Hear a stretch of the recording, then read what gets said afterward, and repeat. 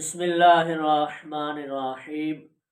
سوال یہ ہے کہ جمعے والے دن کپڑے دھونا منع ہے، اس حوالے سے شرعی حکم کیا ہے؟ بتاتا چلوں، شریعت کے اندر ایسا کوئی حکم موجود نہیں ہے کہ جس کے اندر پابندی عائد کی ہو کہ فلاں دن کو کپڑے نہیں دھونے چاہیے اور فلاں کو دھونے چاہیے۔ اس طرح کی کوئی پابندی موجود نہیں ہے، بلکہ جس دن اور جس وقت ضرورت ہو آپ کپڑے دھو سکتے ہیں، کپڑے دھوئے جا سکتے ہیں، کوئی ممانعت نہیں ہے۔ اور باقی جو کہتا ہے کہ جمعے والے دن کپڑے دھونا منع ہے یا گناہ ہے، اس سے پوچھنا چاہیے کہ شرعی دلیل کیا ہے آپ کے پاس، آپ کس شرعی دلیل کے تحت کہتے ہیں جمعے والے دن کپڑے دھونا منع ہے۔